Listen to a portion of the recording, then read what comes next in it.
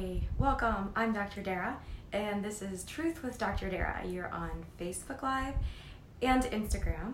So welcome. Tonight we're going to talk about food and relationships, whether it's an intimate relationship or a friendship or family. I'm interested how it affects you. I've been thinking a lot about this topic because I think that they're very intertwined. I think that food and relationships are synonymous. And last week I did a training for rapid resolution therapy and eating disorders. And then this past weekend I also was invited to speak on the Dr. Nandi show. And there I had the opportunity to speak about eating disorders, not just as an expert, but also talking about my own recovery. And then earlier this week, I posted a podcast that I had done. I think it's called I Do. And I did it with this couple, Sarah and Chase. And we talked about food and relationships. So it's definitely been on my mind. And I thought it would be great if we could connect on that. I see you guys are jumping on. Hi, Jen. Hi, Amy. Hi, Kirsten. Hi, Jan. I see you down there. I'm glad you came on, Jan, because you said that you could talk on this all day long, and I said I would listen to you as long as it took about this. So you guys be sure to have any questions or comments, write them down below, and as you know, I'm challenged technologically, so I'll get to them as easily and as graciously as I can without knocking everything over. So there's 3 layers of it: family, friendships, and what else is there? And your partners and intimate relationships. And I know one of the great questions that I've gotten is with people like your husband or your spouse or your boyfriend, how does that go together? And I just remember for myself, this one guy that I was with for a long time, I feel like the only time we ever spoke is when it was around food. That sounds crazy, right? But that was our connection. Whenever we would get excited, it was over where we were going to go to eat, and then we would eat and we would talk. And the rest of the time, it was like our hobby. It was the commonality, the thing that we did together. And it came to mind for me the other day because I was writing about that in a chapter that I'm doing in the book, and in regards to relationships and how that connects. And that was a big one. And I also think, well, when did that start? And it definitely started for me as a kid, because I remember that if you were given a sweet, you got a lot of attention for it. And then I also remember how it felt for me, and it would make me all warm and fuzzy inside. So I would definitely want more of it, because physically I was just all excited. And then also emotionally, I was feeling that, yay, they're going to ask me another one. And as long as I keep taking them, they're going to keep giving me more and get some attention for it. So, there's definitely a correlation how relationships show up with us with food, starting from really early in our lives. And people don't think that. They think, oh, it just shows up in this relationship. Like, guaranteed that it's been a thing before. Kirsten says hi from you and Brandon. Hi, Brandon.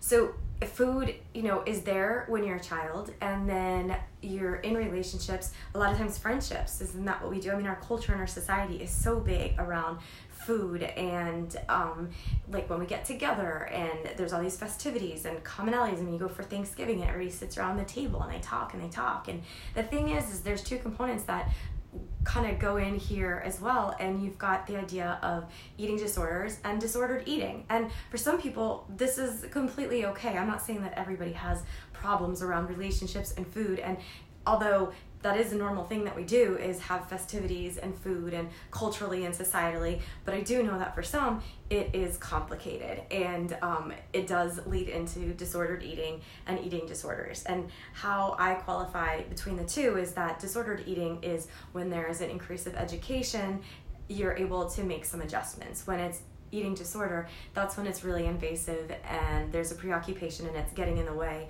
of areas in your life. Because people ask me that all the time, well, how do I know if I have disordered eating or an eating disorder? Usually you know, and if you're questioning it a lot, it's probably because we're teetering on to eating disorder versus disordered eating. So I hope that's kind of helpful if you're sitting here going, oh my gosh, which one am I? Which category do I fit into? But it doesn't really matter which category it is. I'm just offering you a way of thinking about things, and think of it like a buffet. That's great, right? I'm talking about food and I'm saying think of it like a buffet. You could take some of it or you could leave some of it. You could go back and get seconds on some of it, or you could just leave all of it. So tonight is a la carte. You can take what you like and leave what you don't like. And so I've already said that relationships so often because of different patterns that have been intertwined and how it's been ingrained in our mind.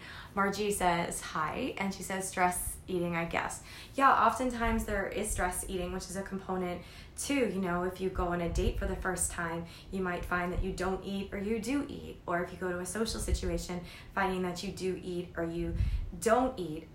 So there's a couple different components, and your feedback is great because I know we can take this in a lot of different avenues. One of the questions I get frequently is, well, I'm doing food, or I have a different relationship with it, and I feel like I get stuck because my partner isn't on the same page as me. So there can be half of the relationship that is feeling that they want to support a healthful lifestyle and the foods that they're eating, and then if it's with their spouse or their girlfriends or their boyfriends, their partners, and they're not on the same page. So you have the best of intentions of doing, optimizing the foods that you're eating, and then for them, they're not in the same place. And I spoke a lot with the I Do podcast with Chase and Sarah about that. They were commenting how one person is like way in and wanting to have a healthy lifestyle, and then they walk in the kitchen and there's ho-hos and ding-dongs and Twinkies all over the place. And they had talked about it, not them per se, but maybe a couple has talked about it and said, well, we're going to eliminate that, or we're just going to keep that on this shelf. And then the other partner has gone and not stuck to that, and so the other person doesn't feel supported. So the big key is communication, whether it's a relationship or family. The same thing happens, and people commented in the group this week, Truth with Dr. Dara. There was a couple people that commented from the eating disorder side of how they explain to their family what they need, and that doesn't register. They might go to treatment and then they come home, and before long everybody's just back to doing the same things. But I also think that applies for disordered eating or just in regular lifestyle, that you might have an idea of what you want to do and other people don't get it. I remember growing up, and I don't know what got into my brain, but from very young I decided I was going to be a vegetarian and I wasn't going to eat meat. And I just remember trying to explain it to people over and over again, and people not getting it. And so where the waste of energy was the fact that other people are not always going to get it. And if they don't get it, that's fine too. So it's really about what you're doing rather than what they need to be doing. And there's all this unnecessary stress and tension, but it's definitely about communication and being consistent, because one of the most parts that are problematic for people, whether you're talking about food with relationships romantically, whether you're talking about it with family or friends, is that you have to be consistent. Because if you show up at lunch and every time you show up at lunch you have a new food plan or a new food idea, people are not going to jump on board with you. They're gonna think that, oh, okay, they're not gonna take you seriously. They're gonna say, oh, what's the diet of the week that we have? And then before long, you're into this debacle and you're feeling that you're having to explain yourself about what you're doing. And at the end of the day, it's not for you to explain it to anyone. You've got to do what you've got to do. And if people can support it, then they can support it. And sometimes you've got to make decisions that aren't so friendly either. You can't go hanging out with friends if all they're going to do is eat and eat, and you know that that's not optimal for you. If you have an allergy to flour and sugar and everybody else around you, that's all they want to do, you've got to preserve yourself. I'm not saying you can't talk to those people anymore, but sometimes you've got to put them as second string on your team, maybe not first string. Or maybe there's some people that you want to go to the movies with, and there's some people that you want to go out to lunch with. And if it's somebody who's like a foodie and all you do is ever food talk, I'm thinking that's your movie date. That is not the person that you're going to want to continue to meet out to lunch. So that's something to think about.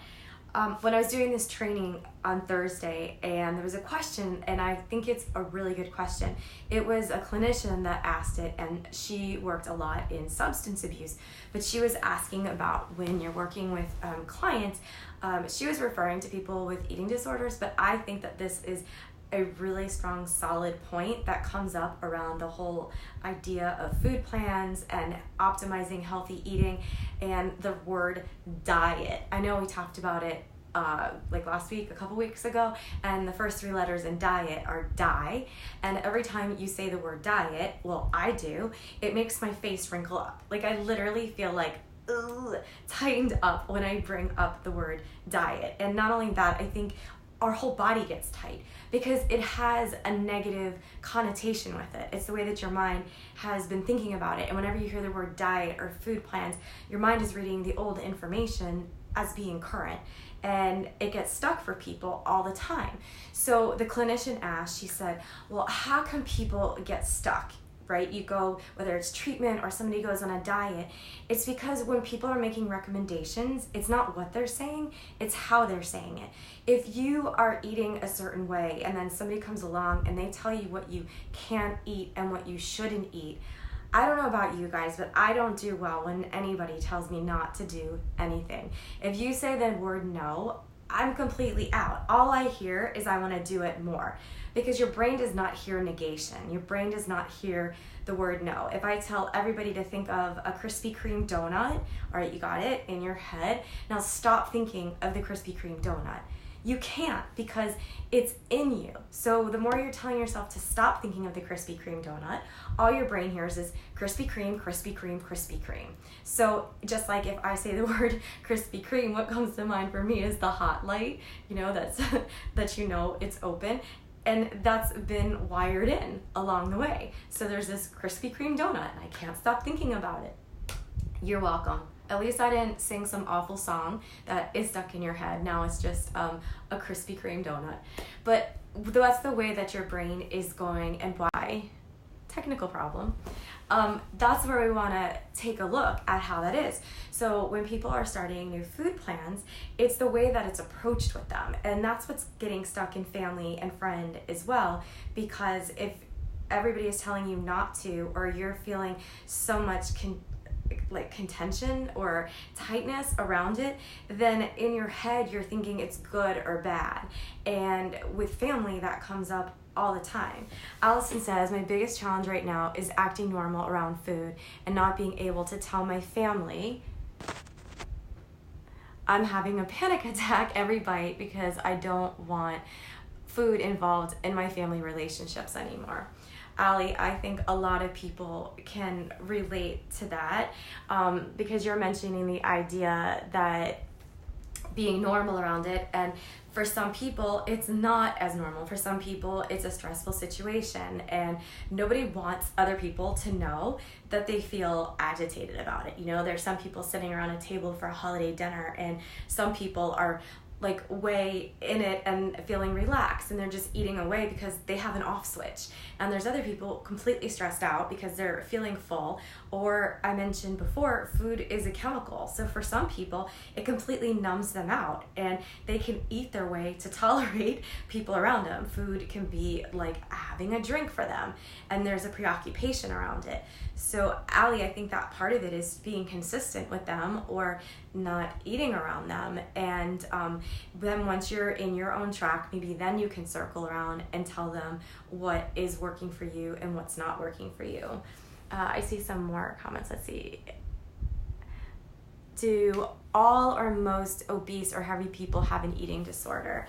Not necessarily. One isn't related. It's more about the way that you think about food and also the way that it affects your body, because again, there can be disordered eating or eating disorder, and people sometimes are overweight or are bigger because there's a lack of education around the food. We don't assume just because somebody has a bigger body size that they have an eating disorder and they're home binging, or maybe they haven't made efforts before, and them modifying some of the things that they do can make all the difference. Because a lot of times what happens is we make choices based on food off of emotion. We're doing it how we feel instead of doing it as something that we have to do. So if you're somebody who grew up in a family that only ate one meal a day, or perhaps always ate foods with sugar, and you had this sensitivity, and all your life you grew up overweight, and then you're able to connect with somebody that can provide you some education around it,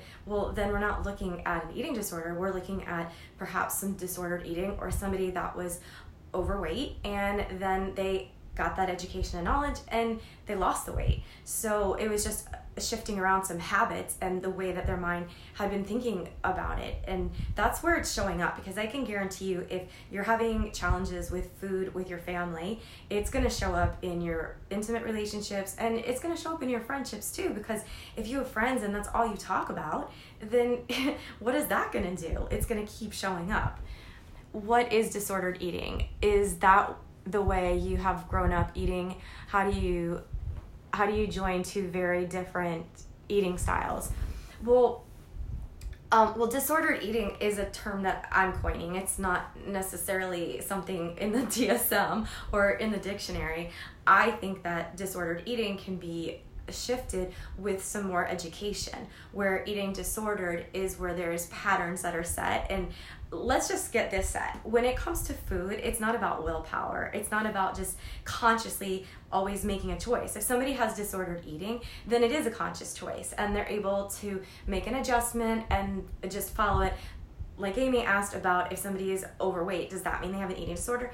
No, but if they're having that difficulty or that preoccupation, and it's not at a conscious level, it's something that's unconscious. If you find yourself in a food coma where you're eating and you don't even pay attention and realize what you're doing, then you can insert some different ideas to be more present around when you're eating. But if you're seeing that that's not working, or you're feeling out of control, or noticing patterns that are invasive in your life, then you might be teetering more around towards not just disordered eating.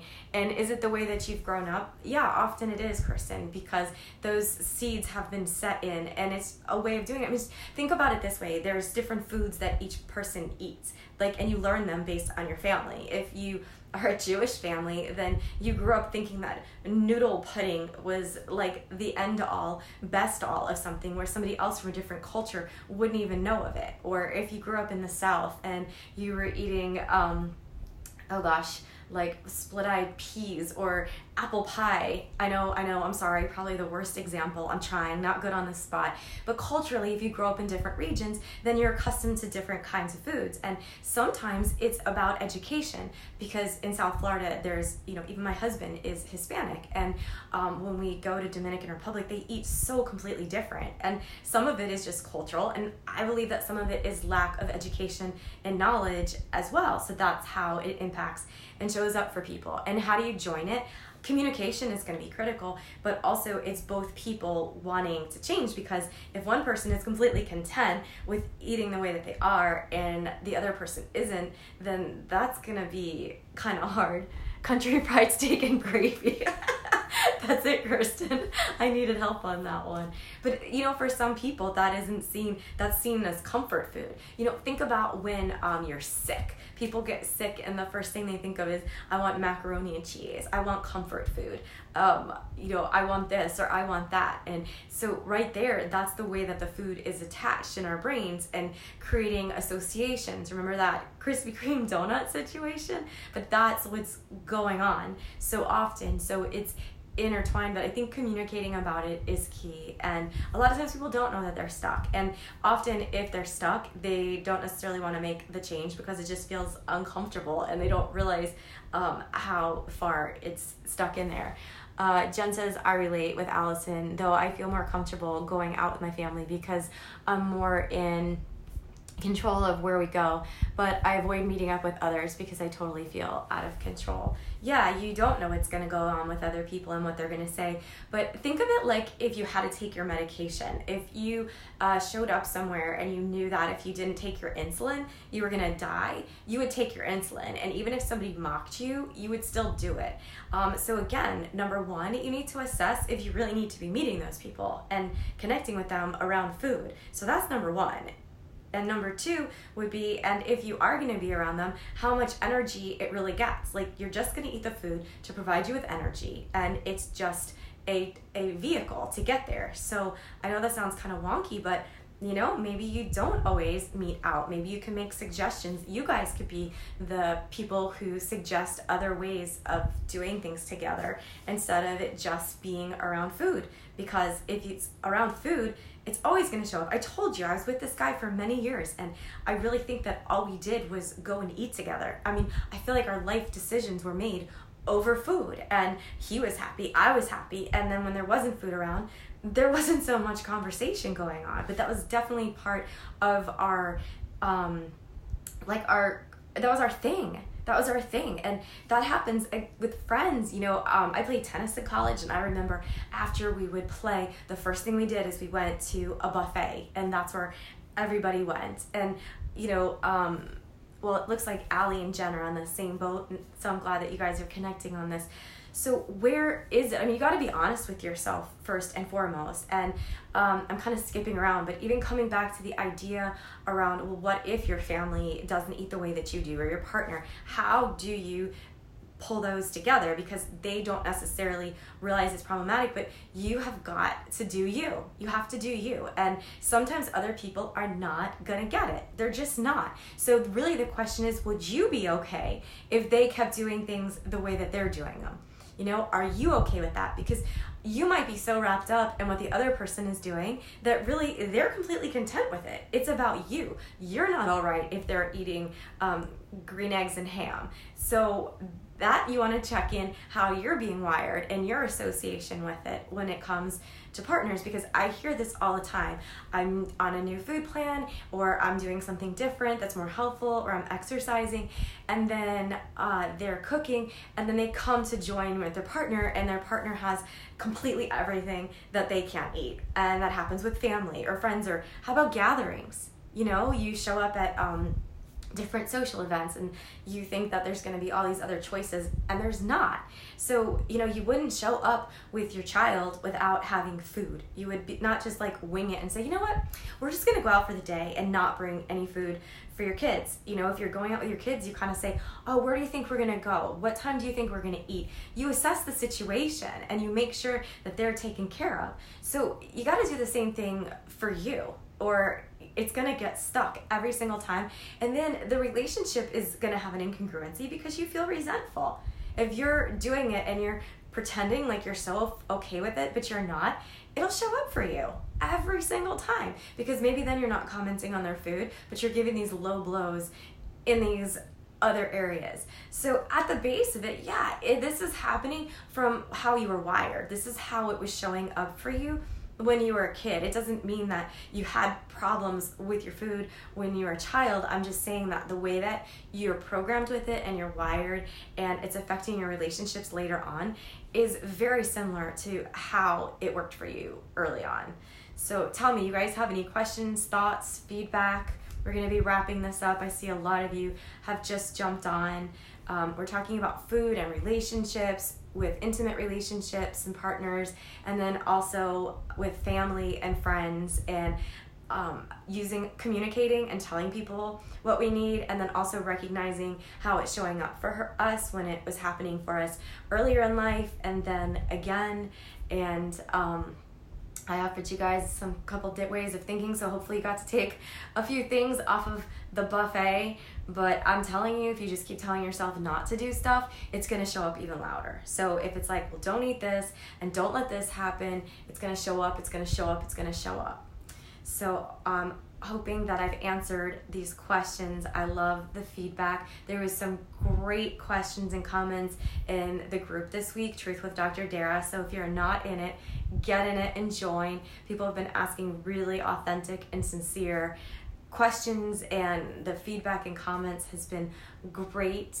If you didn't get this month's newsletter, make sure that you go to drdara.com to sign up. I send out one a month, and then there's been some other things coming in and out. Next week, we are going to talk about how our relationships show up for us. And if you had some problematic things going on with your family in childhood, how does that show up in your relationships now, and how does that show up in your parenting? I was asked some questions about that recently, and it definitely prompted some thoughts, and I think it's along the lines of food in the sense. So if you really want to know, ask yourself, how it is showing up in your food. I call foodness. I think that there's a secret language in the way that we express ourselves with the way that we eat and the patterns that we use. So I'll be sure to explain that more for you guys sometime, foodness.